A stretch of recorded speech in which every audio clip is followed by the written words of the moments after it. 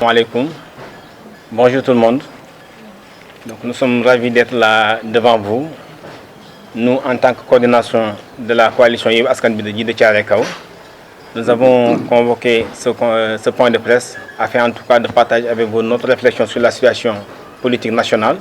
notre réflexion sur la situation en tout cas sur le contexte électoral qui prévaut et enfin notre engagement pour aller de l'avant et essayer en tout cas de pouvoir travailler avec les populations afin en tout cas de pouvoir en tout cas imposer la cohabitation à Macky Sall. Avant cela, donc, je vais présenter l'équipe, en tout cas la coordination de la coalition Djiddah Thiaroye Kao de Yewwi Askan Wi. Donc d'abord moi c'est Ibrahima Diouf, je suis le coordonnateur de la coalition. Donc je suis issu du PUR, du Parti de l'Unité et du Rassemblement. À ma droite, j'ai Mamadou Badiane Di Gaïndé, Badiane, donc qui est le coordonnateur du grand parti.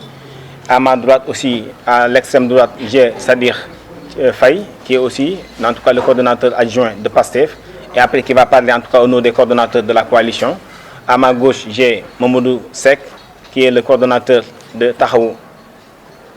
Sénégal. Et aussi à l'extrême, donc c'est Mata Silla, donc le coordonnateur des jeunes de Yewwi Askan Wi. Derrière moi aussi, j'ai mes camarades, donc Aïssatou Ly, donc qui représente les femmes de la coalition. J'ai aussi Idrissa Fall, qui est aussi, en tout cas, le chargé des élections au niveau de la coalition. Morgaï, qui est chargé de la commission, en tout cas des organisations. Et enfin, il y a Maham Fall, qui fait partie des jeunes. Donc maintenant, à tour de rôle, on va donner, donc, comme j'ai dit tout à l'heure, d'abord la parole, en tout cas à Sadir Faye, autant pour moi, qui va parler au nom des coordonnateurs de la coalition. Ensuite, il y a Mata Silla qui va parler au nom des jeunes. Il y a aussi Aïssatou qui va parler au nom des femmes. Et après, on a préparé un texte, en tout cas, comme j'ai dit tout à l'heure, notre réflexion sur la situation de ce politique nationale. Donc j'ai en tout cas Mamadou Seck qui va nous lire notre texte liminaire. Et enfin, Mamadou Gaïndé Badiane va aussi faire la version Wolof. Et après, Inch'Allah, on va clôturer. Vous me permettrez aussi de revenir en Wolof pour mieux camper le débat. Comme on est bilingue, donc il faut qu'on essaie de parler en Wolof pour aussi faire comprendre à nos concitoyens ce qu'on voudrait faire. Alors, salam alaikum. maa ngi nuyu ñëpp ñu fi teew donc vraiment di rafetlu teewaayu nit ñi aussi di remercier journalistes yi yéen ñi nga xam ne bi ñu wootee tamit ñëw ngeen di remercier suñu invités yi fi teew yëpp ak tous les militants et militantes donc de Yewwi Askan Wi fii ci Djiddah Thiaroye Kao ñu woote woon tamit tey jotaay bi am yéene waxtaan ak yéen ci li nga xam ne moom moo xew ci Sénégal jamono ci wàllu politique bi ci wàllu surtout parce que ñu ñëpp xam ne ni li gën a jege mooy gën a yey te mooy élection législative yi ñu jëm yàlla nga dogoon ñu ngi ci war a àgg le 31 juillet ñu bëggoon tamit waxtaan ak yéen ci cadre boobu waxtaan ak yéen tamit am yenn yu xew ci commune bi ñu ci joxe suñu xalaat lépp rek bëgg ñëpp pare pour vraiment li nga xam ne moom la ñuy xaar ci ñun ci wàllu taxawaay ñu mën koo matale ndax ñëpp xam ne tamit Yewwi Askan bi député local bi vraiment jur na benn yaakaar bu rëy ci askan bi ba tax na vraiment ñëpp ñuy déglu ñu ñuy may nopp ñu ñuy bàyyi xel et wax dëgg ne yàlla boo xoolee ci local yi li ñu gagné ci ay communes bari na macha allah et loolu lañ bëgg loolu lañ bëgg a biisaat wala boog làbbali ko te cette fois ci dañ ci ànd ak suñu mbokk waa wàllu ñu war a ànd ñoom liggéey vraiment ci anam yi gën a rafet pour vraiment fexe ba Macky Sall ak ñooñu ñu mën leen imposer benn cohabitation au sein de l'Assemblée nationale pour vraiment xam nga mën a fexe ba ñoom li ñuy wax mbébét ci wàllu ay troisième mandat ci bëgg fee sax dàq loolu lépp incha allah rabbi ñu mën koo stoppé mën koo dakkal mais balaa may jox kàddu gi sama yeneen mbokk yi ngeen may ma ñu présenté ñi nga xam ne moom ñoo toog ci table bi moo commencé ci man mii di wax maa ngi tudd Ibrahima Diouf ñu dénk ma coordination wu Yewwi Askan bi mais maa ngi jóge ci parti bi ñuy wax parti de l'Unité et du Rassemblement PUR ñi ki nekk sama ndeyjoor di Mamadou Gaïndé Badiane ñëpp xam ko tamit mu nekk coordonnateur grand parti donc am solo am taxawaay bu baax ci commune bi macha allah donc ñu am tamit kële ci beneen wetam muy Sadir Faye moom it nekk coordonnateur adjoint bu parti PASTEF tamit nekk ci coordination bi sama càmmoñ ma am ci Mamadou Seck donc moom it moo nekkoon suñu plénipotentiaire ci élection locale yi mais rawatina moom it mooy coordonnateur Taxawu Sénégal ki ko féetee càmmoñ tamit di Mata Silla am taxawaay bu baax macha allah moom it nekk représenté jeunesse su Yewwi Askan bi yëpp ci sama ginnaaw donc ñu am fa benn soxna bu ñu tudd Aïssatou Ly nekk tamit représentante des femmes ci Yewwi Askan bi donc ki ko dendal di Idrissa Fall nekk moom it suñu chargé des élections ci wàllu coordination bi am dend ak Mor Gaye moom moo yoroon lépp li organisation ak logistique et que nekkal moom tamit nekk Maham Fall nekk tamit ci jeunesse su Yewwi Askan bi donc xam naa bu ma daanelee rek dinaa jox incha allahu rabbi suñu mbokk Sadikh Faye mu indi kàddoom wax ko ci turu coordonnateur yëpp parce que boo dee xool 13 partis lañu ci wàllu coordination bi donc ñu fi teew ñeneen ñi xëy na ñu am ngànt moo tax ñëwaguñu am na ñu wax ne ñu ngi ci yoon bi xëy na bu ñu accès mën na am ñu introduire leen. asalaamaaleykum mbooloo mi maa ngi nuyu ku nekk turam ak santam di leen jox seen wàccuwaay di rafetlu aussi déplacement bi ngeen xam ne def ngeen ko pour ñëw assister les leaders donc de l'intercoalition ou bien de la coalition Yewwi Askan bi nga xam au niveau de Djiddah Thiaroye Kaw. moo jógee foofu tamit di nuyoo ñi nga xam te ñoom ñooy les leaders yi nga xam ñoo toog fii tey pour jëmmal li nga xam mooy point de presse bi ñu war a def aujourd'hui nag li ñu tax a yëkkati ñun ñëpp xam ngeen ko donc en tant que leader on est 13 partis yoo xam te ñu ngi nekk ci biir coalition bi actuellement au niveau de Djiddah Thiaroye Kaw. situation bi nga xam te ne tey nag moom moo yëkkati Sénégal yëpp yëkkati parti politique yi yëkkati la conférence des leaders depuis ay fan yéen a ngi gis ñu ngi nekk ci benn xeex boo xam te ne nii mu ngi tàmbale mais xamuñ fu ñu yem ren rek pour dëggal démocratie au niveau du Sénégal au niveau national. mais tamit loolu ñun waruñoo des en tant que leader au niveau local parce que war nañ ku si ne parce que démocratie ay pàcc la mun naa ne ay étape la ñun si suuf buñ liggéeyul defuñu lu ñu war a def ci kaw tamit duñu am doole parce que synergie lay doon parce que ay force yu ñuy boole la mu jóge ci suuf dem ba ci kaw mun nañ joxe nag prémisse yi ne fii lañ jëm mais il faudrait que loolu mu am ñu ko accompagner te base bi ñun fi nga xam mooy suñu wax Djiddah Thiaroye Kaw leader yi ñoo ko porté au nom de leur parti politique wala mouvement bi nga xam moom lañ nekk. tey Sénégal moo soxla ñu toll ci benn situation politique bu gravissime boo xam te ñun ñëpp gis nañ li fi xew donc ñu war a dem élection te gis ngeen li fi xew yëpp ci wax wàllu liste yi du ma ci dugg xuus ci parce que après sama naataango yi dinañ ñëw gën ci avancer mais li ñu tax a jug mooy xeex ba nga xamante ni au niveau de Djiddah Thiaroye Kaw ñun fi ñu jëm dañ ci ànd ak ñi nga xamante ni moom lañ ci waroon doon àndal chaque jour muy militants yi ak militantes yi sympathisants yeeg sympathisantes yi nga xam ne nekk nañ di xool Yewwi Askan bi pas yi muy teg di ànd ak ñooñu faaw ñu leen leeral tey nag au nom des leaders ñoo leen convoqué te convocation bi loolu rek moo ko wund wax ci li nga xam te ni moom mooy actualité politique au niveau national mais aussi dugg aussi au niveau local bi nga xam mooy Djiddah Thiaroye Kaw muy suñu gox ñun ñëpp parce que nit yaakaar naa booy defar da ngay commencer sa biir kër sa kër bu jagee rek yaakaar naa li ci biti boo ñëwee pour defar ko nit ñi dinañ la mën a jox dinañ la mën a déglu te ñun suñu vision lépp lu ñu am te amuñu Djiddah Thiaroye Kaw bi nga xam te ni opposition bi dafiy présente donc amuñu li nga xam te ni loolu leader yi di xaar si ñun parce que Sénégal dafa yaatu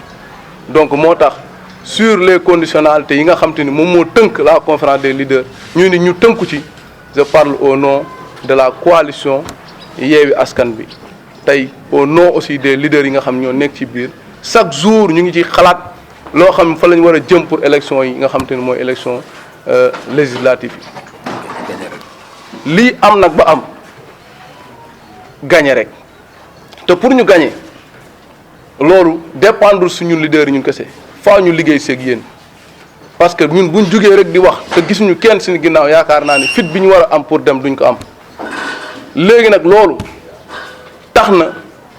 lépp lu ñuy yëkkati wuy pas bu ñu yëkkati en politique dinañ leen ci woo dinañ leen ci tàllal loxo parce que situation bi ñu toll politiquement cohabitation li ñu bëgg suñu diggante ak Macky Sall pour Sénégal bañ a tàkk parce que à chaque fois bu ñu waxee ñu ne non Yewwi Askan bi dañoo bëri ay li ñuy manifester mais loolu lépp c'est pour le bien-être des Sénégalais parce que Sénégal moo leen ñor parce que yaakaar naa ni kër sax bu amee wujjee day baax ci kër des fois bu amee ñaar jigéen kii di togg mu neex kii di togg tamit togg mu neex ku nekk rivalité day am waruñu joxe lu mel ni Sénégal ñu bàyyi benn Macky Sall ak régime am kese ñu nekk fi di def lu leen neex te du am kenn ku naan leen déet lii baax na lii baaxul loolu mënul nekk dañoo luñ lépp loo xam te ni mayuñu ko woon Abdoulaye Wade yaakaar naa waruñu ko may keneen koo xam te ni président bu ñëwaan la fii parce que loolu moom mooy politique dafa laaj rivalisation wala débat des idées mais aussi ñu teg ko ci ay loi ay règlement mais lépp pas bu njëkkati rek jëm ci li nga xam te ni tey mooy démocratie ñu ne non Yewwi Askan bi non Yewwi Askan bi leen tax a jug mooy sénégalais yi gis ngeen li fi jot a xew yàggul kon xam ngeen ne ñun duñ ay nitu fitna duñ ay nitu coow te képp ku xam leader yi xam leen nitu jàmm lañ parce que buñ amul woon jàmm yaakaar naa lii du am donc loolu rek laay wax ni loolu laay yëkkati au nom des leaders di leen wax ni dañoo am jëm ci xeex boo xam te ne on a besoin de tout le monde sans exception parce que fi ñu jëm yéen xam ngeen ko élection yi buñ bañee coow am na ñëpp votel Yewwi Askan bi nañ ko votel mais au niveau de Pikine nag comme ni ñu ko waxee dañ ko yaat am na changement yi ci am loolu dinañ ci ñëw parce que au niveau de Pikine boo xoolee ñaari département yi muy Pikine ak Mbacké dafa am nu muy tëddee ci biir vote bi te loolu dañ ko gën a yaata parce que du ñuy woote dañuy dem sous la bannière de wallu la ñuy demee maanaam xobu Yewwi Askan bi loolu dañ ci bu ma ci bëggee dugg day parce que day gudd mais nañ xam ni loolu lépp ci l'intercoalition bi moo ko indi képp ku jàpp rek ci li nga xam te ni moom mooy au niveau de Pikine mooy wallu bi jàppale nga coalition Yewwi Askan bi loolu moom moo indi li nga xam te ni mooy suñu ànd parce que dafa am foo xamante ni ci wàllu vote bi dina am différence mais loolu lépp rek di waxaat ni suñu mbébét mooy gagner les élections législatives buñ ko gagner Macky Sall li muy xalaat ak leneen du am parce que cohabitation comme ni ko coordinateur Diouf waxee cohabitation bi dina am au niveau de l'Assemblée maanaam loi yu ñu fiy def yëpp gis ngeen lépp lu ñu loi bu ñuy proposer muy bañ ñi ngeen di war a yóbbu assemblée nga xam dañuy jóge ci l'intercoalition dañ nekk des dignes représentants du peuple suñuy coono jeex lépp lu ñuy di définir ci wàllu suñuy ressources naturelles ak leneen ak programme bu ñu dugal ci biir Sénégal nit ñi dina leer ci seen bopp xam ni lii lañ fiy dugal parce que assemblée rôle mooy saytu mais bu nekkee da nga am loo xam te ne day saytu te moom deful saytu ba muy sant moom nekk fi pour peuple dafa nekk pour benn nit nga gis ni maanaam député diw laa loolu rek dafa war a jeex ci Sénégal dafa war a tax ñu fal ñi nga xam te ne moom mooy les candidats de Yewwi Askan bi ñun at képp ku mënti dem yaakaar naa xolu sénégalais yi Yewwi Askan bi moo fa nekk képp kuñ fa yóbbu ci liste bi ak liste bu mën a def parce que ñu ngi ruum gis ngeen seen pexe yi ñuy def yëpp mais ñun liñ jàpp mooy même buñ doon yóbbu sax suñu suppléants yi sax ñi jàppee suppléants ñooy ils sont des dignes représentants parce que duñ wor li nga xam te ne moom mooy suñu ambition suñu projet de société donc loolu laa amoon di wax donc wasalaam. asalaamaaleykum askan wi asalaamaaleykum waa Djiddah Thiaroye Kaw asalaamaaleykum assistance bi cher coordonnateur ñu ngi leen di nuyu di leen ziar di leen tatagal di remercier aussi mbooloo mi nga xam ne nii ñoom ñoo ñëw wuyu daf di ne dañ ñoo jox kàddu ndaw ñi ñu représenter ndaw ñi ci biir coalition Yewwi Askan Wi te ndaw ñi dañoo am benn taxawaay boo xam ne nii taxawaay bu am solo la ci li nga xam ne nii moo fi passé muy élection locale yi ñu ñëwaat ci élection législative yi fi nga xam ne nii foofu mooy doon fa ñuy attee lépp loo xam ne nii wala fa ñuy nasee ak nocc lépp loo xam ne nii dafa jëm ci réew mi mu nekk loo xam ne nii lu am importance la ci suñu taxawaay ci réew mi daf di ne nag fan yi yëpp gis nañ li xew ci réew mi notamment à Djiddah Thiaroye Kaw gis nañ lu nekk di fi xew gars yi di def lu leen neex ñu ne nag dafa jot waa coalition Yewwi Askan Wi rawatina ndaw ñi ak coordonnateurs yi nga xam ni ñoom ñoo fi nekk ñu ñëw toog wax ak askan wi daf di ne jamono yi muy pas plus tard que hier am na ñi nga xam ne nii ñoom la ñuy wax la conférence des leaders demoon nañ pour def benn marche def ay autorisation à travers le pays à travers notamment au niveau du département de Pikine déposé woon nañ suñu lettre d'introduction lañ ñu jox ak lañ ñu répondre amul dara loo xam ne nii méngoo na ak li nga xam ne nii moom mooy tax ñu mun ne marche bi duñ ko autoriser ci ay naxi kese parce que li fi xew mooy ñëpp xam nañ ne ki nga xam moo nekk ci réew mi ma ngi ci palais ba ak ay larbin am yi nga xam ne nii ñoom ñoo fa nekk di ko defal sale boulot muy le ministre de l'Intérieur ainsi que les préfets qui sont au niveau des différents départements du Sénégal dafa jot nag ndaw ñi képp koo xam ne nii sa avenir ñor na la leer na la ne bëgg nga sa askan lépp li nga xam ne Sénégal am na ko mu des ci suñu loxo ëllëg ñu bañ ko jël di ko jaay ay français naan ñu ay forces occultes lu ñu xamul ñu taxaw jàmmaarloo nguur gu fi ne fi mu ne nii Macky Sall nguuram dafa jeex te loolu moom moo ko tiital ba mu déggee ñu ne il y a une intercoalition qui est en train de se mener te yàlla def na mu am muy ñun ak waa wàllu te notamment au niveau du département de Pikine liste wàllu la ñuy demee ñu xam ko te on va gagner ces élections par A ou par B te loolu moom dina am bu soobee yàlla ñun ñoo leen ko wax ñun ndaw ñi te à une de ces jours maa ngi leen di invité yéen presse bi ak ñëpp ñi nga xam ñoo toog fii que ni l'intercoalition au niveau de la commune dina am entre les jeunes de Wallu et les jeunes de Yewwi Askan Wi. Wallu réunis avec Yewwi, on va gagner et emporter les élections à 100%. L'Assemblée nationale, je vous garantis, sera dirigée, notamment au niveau du département de Pikine. Les 5 députés seront pris par les membres qui ont été investis par la coalition Yewwi Askan Wi. Bu loolu yëpp jàllee ñëpp xam nañ ni Wallu bu réunir ses forces au niveau de la commune ainsi que la coalition Yewwi Askan Wi waxuma ni APR dañ leen di dóor fii bañ nërmeelu mais duñu gis dara li fi nekk nag mooy on demande à tout un chacun ku ci nekk bu demee na jàllale message bi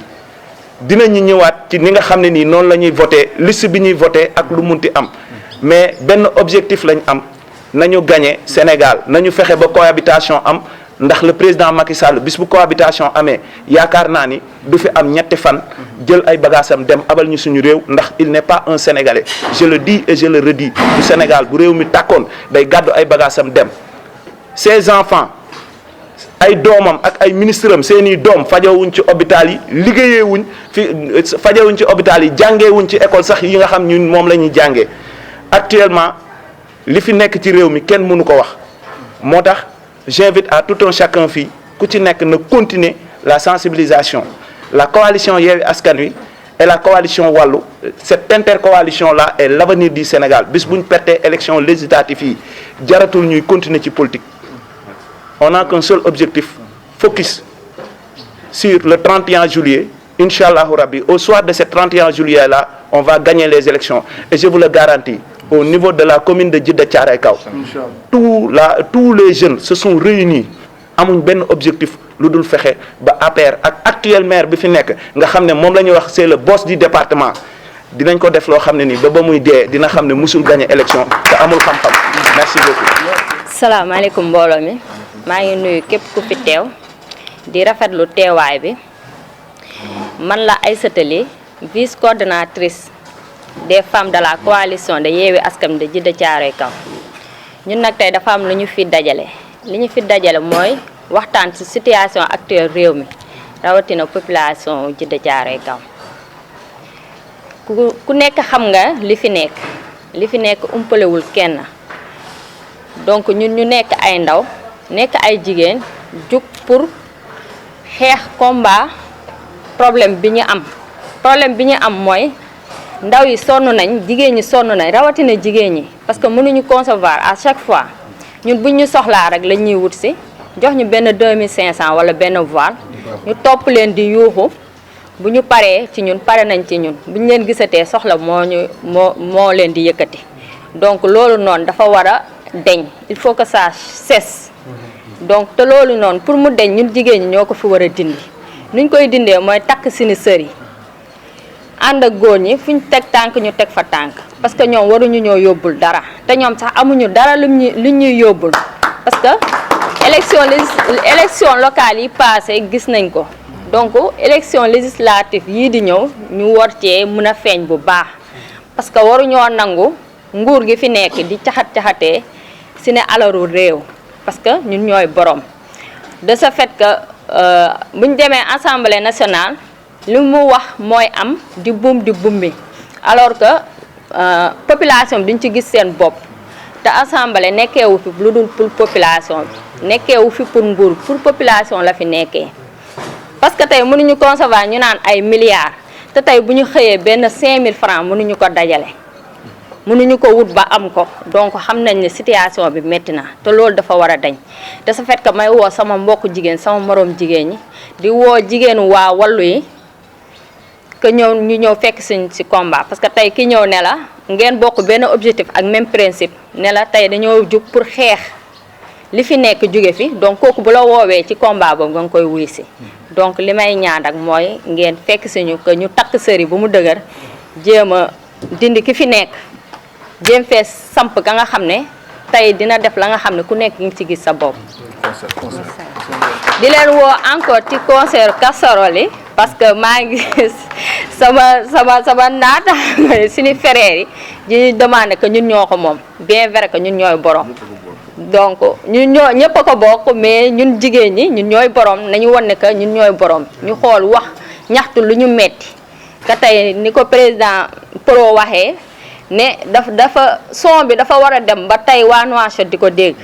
donc balaa waa Nouakchott di ko dégg moom ci boppam bàyyi mbili gi moo ci war a njëkk a jot. sabab coalition intercoalition yi Yewwi Wallu fii la juddoo waaw yaakaar naa ñu doon suivre contexte électoral bi bii passé ak par rapport ak liste Pikine beeg Wallu yaakaar naa ñu ko suivre dina xam ne kon li sabab coalition bi fii la jóge